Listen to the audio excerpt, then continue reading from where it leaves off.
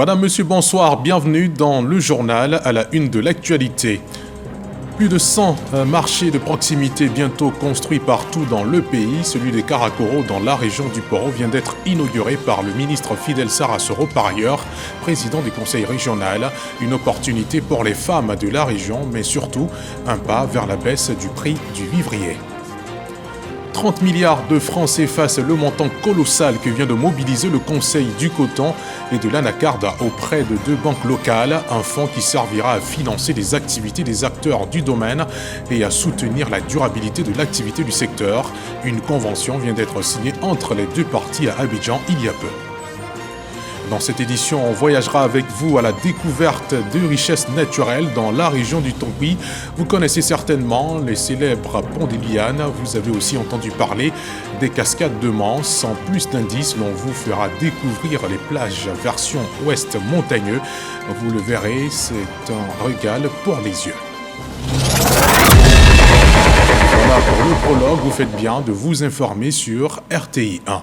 Un marché de proximité vient d'être mis en activité à Karakoro dans le département de Korogo. Il a été inauguré par le président du conseil régional du Poro, le ministre Fidel Sarasoro.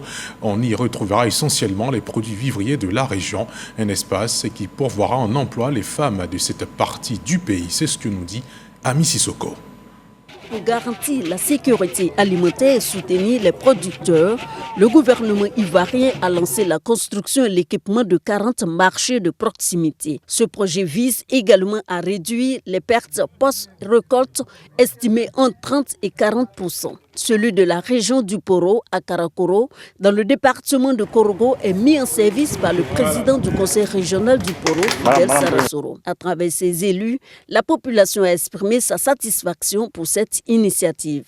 L'occasion qui nous est offerte est heureuse. Elle résulte de la vision, de la volonté, de l'engagement du gouvernement à construire des marchés de proximité visant l'amélioration des conditions de vie des ménages. Grâce à cet espace moderne et organisé, nous pourrons désormais mieux écouler nos productions, réduire les pertes post-récolte et assurer un accès direct aux consommateurs et aux commerçants.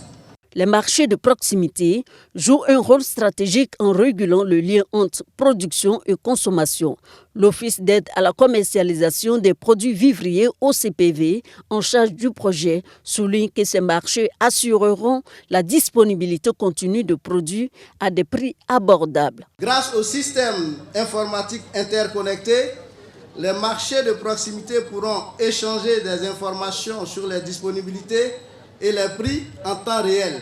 Avec un investissement de 6,2 milliards de francs CFA pour les 40 premiers marchés, le projet prévoit à terme la construction de 155 marchés sur l'étendue du territoire. Le ministre Fidel Sarasoro, représentant le Premier ministre Robert Begremambé, a encouragé les bénéficiaires à s'approprier ces espaces. La vision du chef de l'État, son Excellence M. Alassane Ouattara, est d'avoir une population bien nourrie, en bonne santé, travailleuse, prospère et solidaire. C'est dans cette optique qu'il a entrepris des réformes et engagé des actions de modernisation dans les différents domaines de l'économie ivoirienne. Pour faciliter donc le fonctionnement du marché de Karakoro, le ministre Fidel Sarasoro a également remis 2 véhicules de 5 tonnes, 3 tricycles et 2 motos.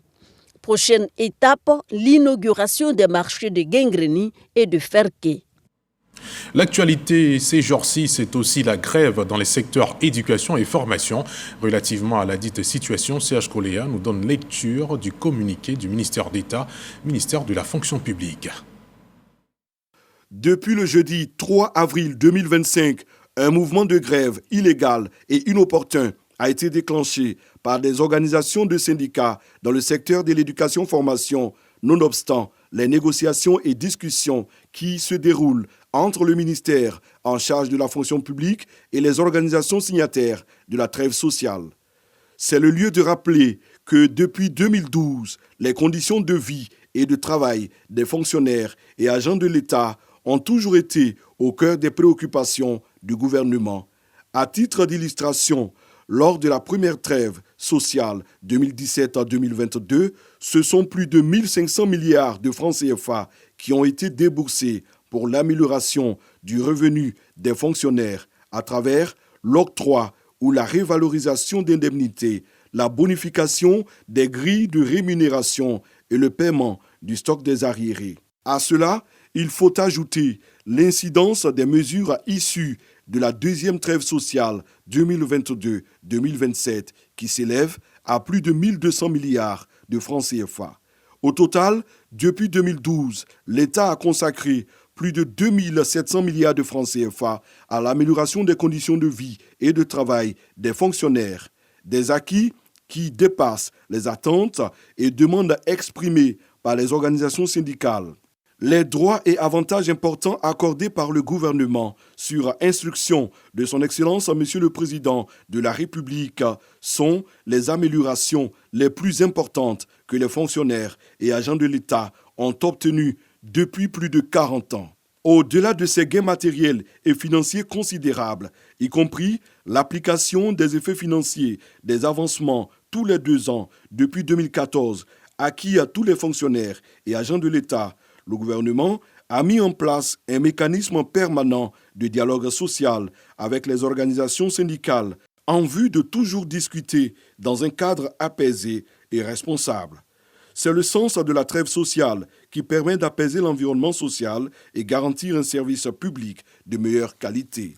C'est dans ce contexte et en dépit des bonnes dispositions du gouvernement, de la médiation des personnes volontaires et d'institutions telles que le Conseil national des droits de l'homme, que réclamant une prime d'incitation pour les enseignants, l'IS-MENA et l'IS-MET-FPA ont décidé unilatéralement de rompre le dialogue et d'ouvrir un front social à travers des grèves en violation de la loi, du protocole portant trêve sociale et des principes mêmes qui gouvernent les négociations syndicales.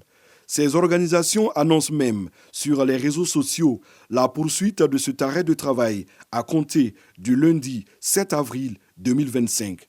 Le gouvernement tient à féliciter les fonctionnaires qui ne se sont pas associés à cette tentative de prise en otage de l'école et partant de l'avenir de nos enfants en confisquant et compromettant leur droit fondamental à avoir une éducation de qualité. Aussi, le gouvernement lance-t-il un ultime appel à la raison, au sens de la responsabilité et au civisme des instigateurs de ces mots d'ordre, ainsi qu'aux personnes qui y défèrent, afin de revenir à la table des négociations et de cesser de sacrifier l'avenir des générations futures sur l'autel de leurs intérêts et quêtes personnelles. En tout état de cause, le gouvernement tient à rassurer les parents d'élèves et les élèves que toutes les dispositions seront prises pour conduire l'année scolaire 2024-2025 à son terme et garantir l'organisation paisible des examens de fin d'année. En conséquence, tout enseignant qui ne sera pas à son poste de travail à compter du lundi 7 avril 2025 à 7h00 sera considéré comme démissionnaire et traité comme tel, conformément aux dispositions du statut général de la fonction publique.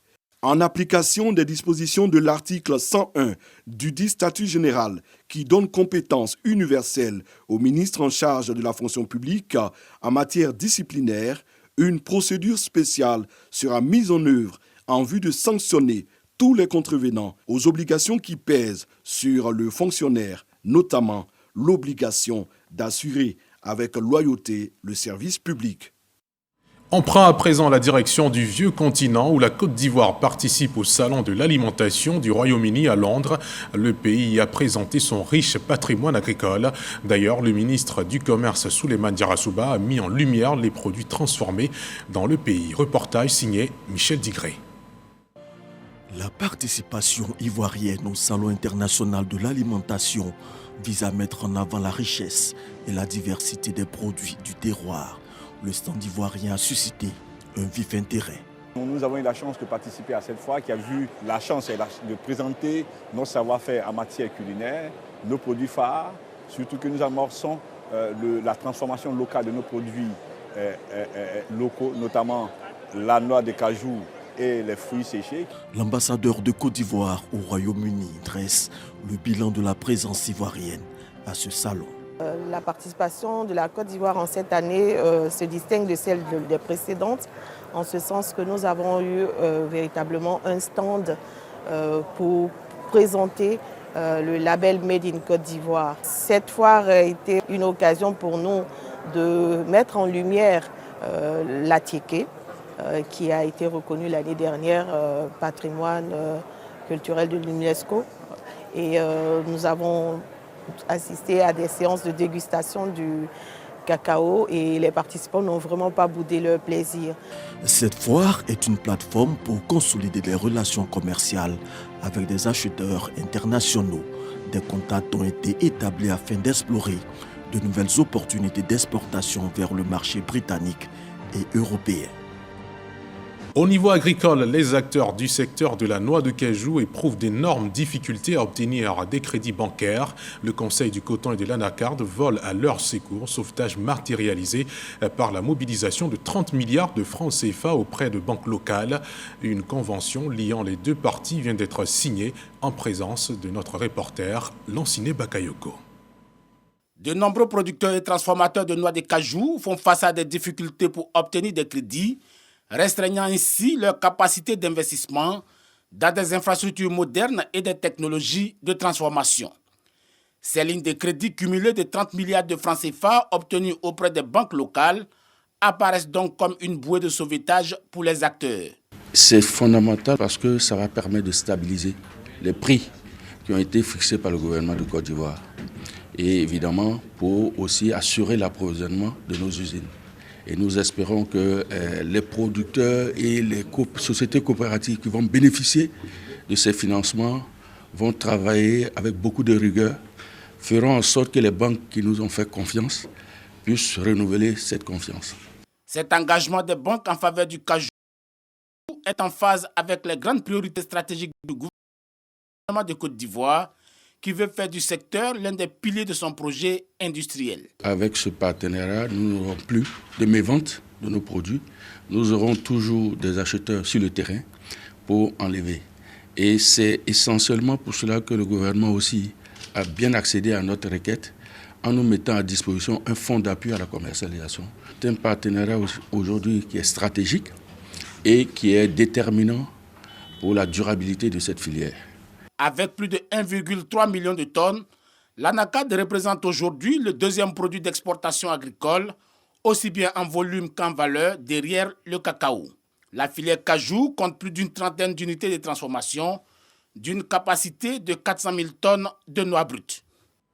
On demeure dans le secteur agricole avec cette formation tenue sur le budget citoyen à Danané et Bangolo dans l'ouest de la Côte d'Ivoire. Elle portait sur le budget citoyen 2025 et la transparence budgétaire. Les représentants du directeur général du budget et des finances ont présenté aux destinataires de la formation une version simplifiée du budget de l'État destinée à rendre les finances publiques plus accessibles. Charles Tatou.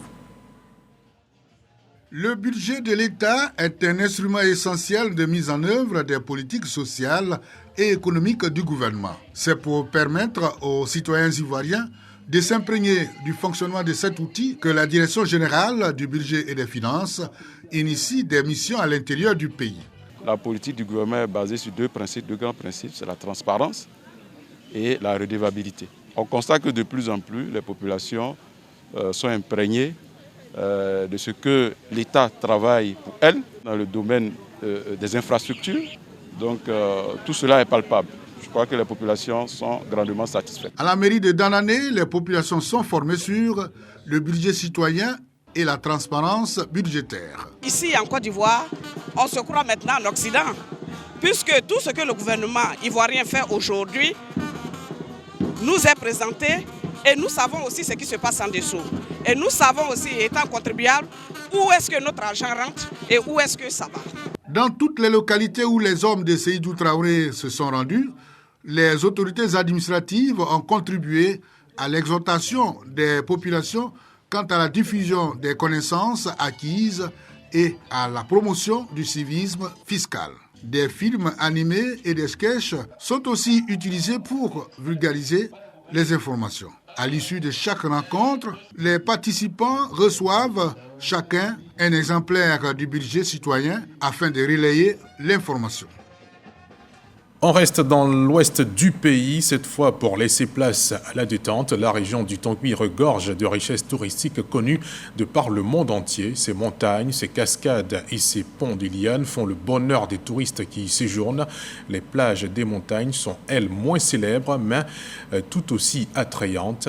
Il en existe une dizaine que l'on trouve, entre autres, dans les départements de Mans, Danané et Zouaounia. On part à leur découverte avec Didier Nguessan. Isonneux, village situé à une trentaine de kilomètres de Mans, dans le district des montagnes. Cet espace privatisé dévoile un relief typique de la région, les cascades. Pour mieux tirer profit de cette nature, des aménagements ont été réalisés afin d'offrir une expérience de détente aux visiteurs. Ce matin, notre guide nous fait la visite. Depuis la Guinée, le Go prend sa source. En passant par là, c'est la frontière naturelle entre le département de Mans et le département de Danané. Les atouts naturels de ce site ont également retenu l'attention du COMICI, le comité Miss Côte d'Ivoire, pour le shooting des candidates. La quiétude de cette matinée ne va pas durer longtemps. Les premiers clients débarquent avec ce convoi scolaire en provenance de Diokwe. Comme eux, des touristes en quête de dépaysement prennent possession des lieux. Nattes, couchettes, boissons et repas froids, tout l'arsenal du pique-nique est réuni. Pendant que les uns se baignent dans les piscines naturelles formées dans la roche, les autres se livrent une bataille d'eau. Mais loin de cette agitation, les plus timides hument les frais des cascades. Le tourisme est un facteur important dans l'ouest montagneux avec les 18 montagnes. Et aussi, ces sites touristiques, on a la cascade de Mans que vous connaissez bien, et puis ce site qui nous émerveille. Chaque fois, il y a des passages, des personnes de différentes nationalités qui viennent visiter un peu. Et c'est un plaisir pour le tourisme chez nous ici en pays ouest et en pays d'An. Je trouve que ce cadre est magnifique, c'est très beau, ça me plaît bien. C'est un site, il est merveilleux, c'est la nature, il y a du bon vent naturel. Et tu vois, le paysage, c'est beau. Quand tu es dans l'eau, même bien glacée, tu te sens bien à l'aise. Vraiment, c'est un bon moment que je passe ici. Ces touristes français apprécient, non sans lancer un appel à plus d'entretien. L'environnement est très sympathique. La rivière est très jolie avec les pierres et les rapides. La végétation tout autour, c'est frais, c'est agréable pour venir ici, pour se passer un peu de temps, pour se reposer. Après, moi, j'ai toujours une toute petite réserve, c'est les sachets plastiques qui traînent un peu sur les rochers. Je trouve ça très dommage. Pour cette journée, l'espace a reçu plus de 250 visiteurs, à raison de 200 francs l'entrée, sans compter la consommation et l'occupation des sous-bois privés. On dénombre une dizaine de plages dans le Grand Ouest. Dans la sous-préfecture de Danané, le village de Lieuppleu se découvre après un parcours éreintant sur la piste et une bonne dose de quête d'escapade. À Lieuppleu, le cours d'Oyou fait le bonheur des tout-petits.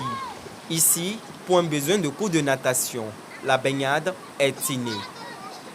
L'accès difficile au village est un handicap pour les visites touristiques. Par une personne, c'est 2000. C'est l'entretien seulement qu'on nous donne pour que les visiteurs viennent beaucoup. Pour rejoindre l'autre rive, ce pont de liane a été érigé par la population. Et juste à côté, le conseil régional du Tongui a construit ce pont en béton. À Zouaounien, dans la sous-préfecture de Baneu, le village de Trogleux fait frontière avec le Libéria.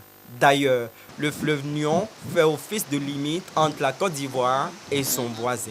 Ces rochers entremêlés cachent des passages souterrains qui servent de cachette ou de couchette aux populations. Selon les villageois, malgré la montée des eaux en période de crue, il n'y a jamais eu de noyade. La surveillance étant assurée non pas par des maîtres nageurs, mais par le 12e homme qui relève du monde invisible. Pendant les cérémonies, ils ont pour rôle de tout mettre en œuvre pour ne pas qu'il y ait de la noyade, tout mettre en œuvre pour ne pas qu'on déplore un cas d'accident, éviter les palabres. C'est à ce niveau-là que nous leur tirons vraiment nos chapeaux depuis que la plage a commencé à être valorisée. Les cascades de la région du Tongui offrent une expérience atypique de plage des montagnes qui reste un atout à explorer sur le plan touristique.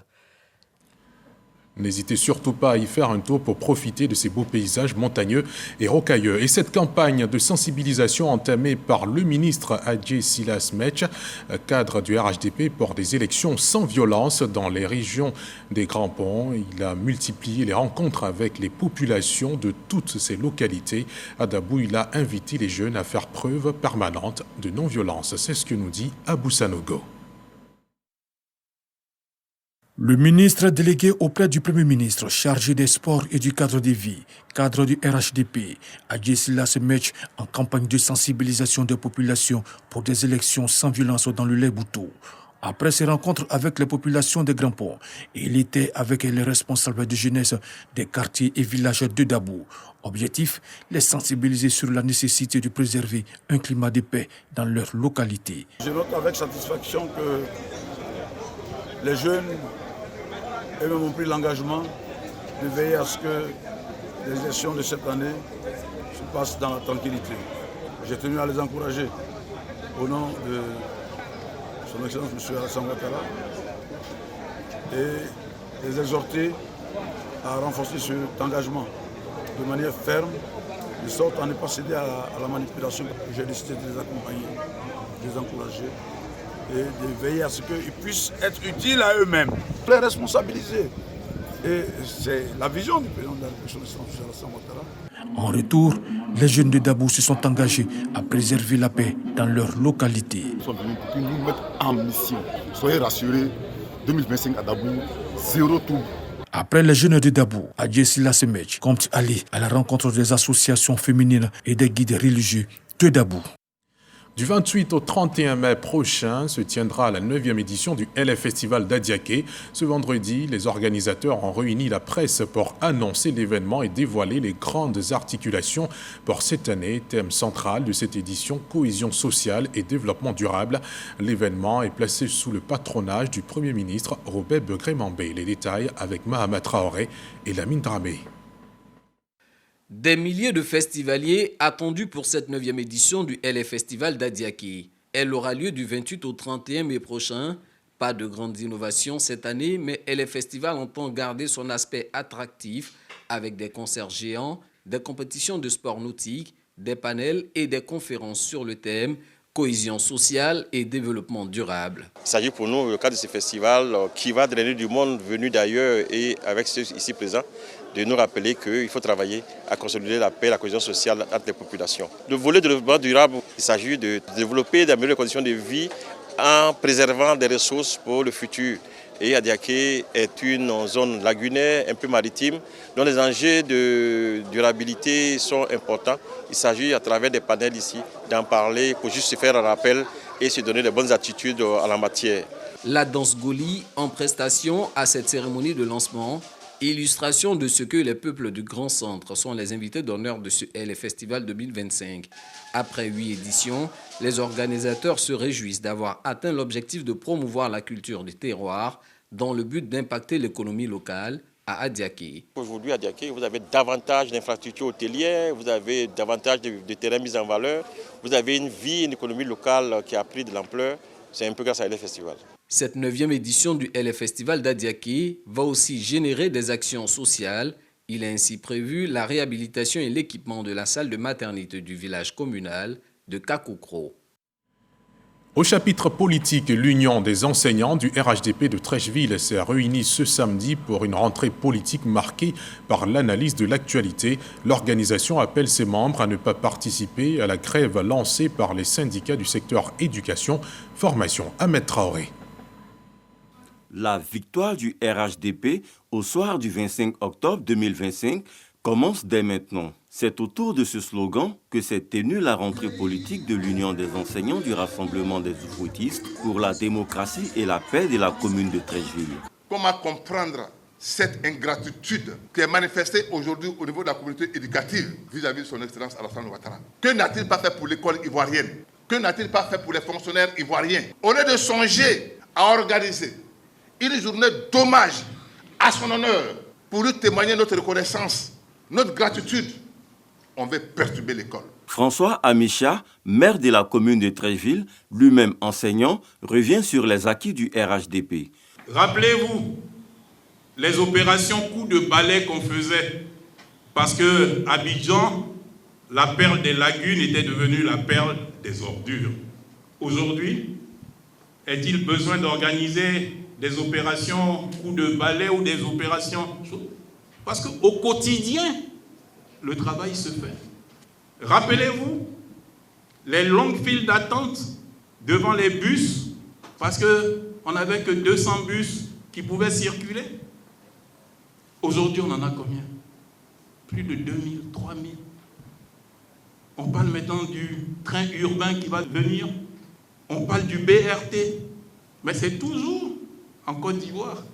Pour Amadou Koulibaly, cadre du parti, par ailleurs invité spécial de la cérémonie, le président Alassane Ouattara a une vision pour l'école ivoirienne. La vision du président Ouattara pour l'école ne date pas d'aujourd'hui. C'est tous les avantages qui ont été acquis par l'ensemble des travailleurs, certes, mais par les enseignants en particulier. Avantages qui ont été obtenus sans grève. Le président Ouattara, en toute responsabilité, parce que l'État est une continuité, a débloqué les salaires alors qu'on avait des avancements sans effet financier. Sous un autre régime, s'il y a une chose que je peux vous dire, ne faites pas de chantage au président Ouattara. Les cadres du RHDP, présents au rendez-vous de Treichville, ont demandé aux militants de se tenir prêts pour le congrès du parti qui se tiendra bientôt. L'ex-secrétaire général du FPI à la tête du courant Démocratie et Valeurs a organisé ce samedi un meeting dans la commune d'Abobo. Isiaka Sangaré réaffirme son engagement et celui d'autres militants en faveur du partenariat avec le RHDP. C'était sous les yeux témoins de Khalil Diomandé. Alors que le président du FPI, Pascal Affi-N'Guessan, a clamé la rupture du partenariat avec le RHDP en septembre 2024, l'ex-secrétaire général du parti, Isiaka Sangaré, est lui sur le terrain pour raviver l'alliance. D'où vient-il que, dès lors que Affi-N'Guessan a perdu au niveau du Moronou, donc du conseil régional, il a subitement pris une décision nouvelle, sortir à tout prix du partenariat. Nous avons dit clairement non.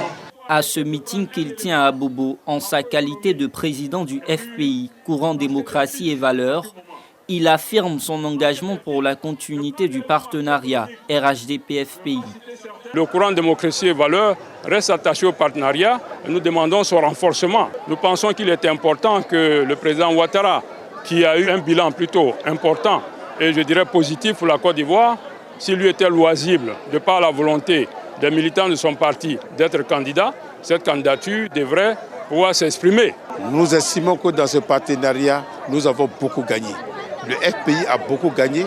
Le FPI a eu 15 adjoints au maire, 5 vice-présidents du conseil régional, avec beaucoup de conseillers municipaux et de conseillers régionaux. Je lance un appel à tous les militants du Front populaire ivoirien de prendre au sérieux le partenariat. Le FPI, courant Démocratie et Valeurs, indique qu'il maintiendra son partenariat avec le RHDP jusqu'en octobre 2025. Toujours en politique, la convention du PDCI-RDA aura lieu le 16 avril prochain. Elle sera éclatée dans 45 villes du pays et de la diaspora. La rencontre va désigner le candidat du parti à la présidentielle d'octobre prochain. Décision arrêtée lors de la tenue du 18e bureau politique du parti ce samedi à Yamoussoukro. Réunion tenue en l'absence du président du parti, Tidiane Thiam. Dans le reste de l'actualité, les obsèques de l'artiste Amadou Bagayoko auront lieu dimanche 6 avril prochain. Le gouvernement malien y sera représenté ainsi que de nombreux artistes maliens. Manu Chao, qui a produit l'album iconique Dimanche à Bamako, a fait part de son infinie tristesse sur le réseau social X. Le chanteur malien est décédé hier à l'âge de 70 ans des suites d'une maladie. Époux de la chanteuse Mariam Doumbia, le duo s'est imposé sur la scène internationale après un long début de carrière en Afrique, d'abord avec la chanson Mon amour ma chérie en 1998 puis en 2004 avec l'album Dimanche à Bamako. Point final de ce journal. Merci infiniment de l'avoir suivi. Prochain point de l'actualité demain à 6h30. Dieu voulant, je vous retrouve ce dimanche à 23h.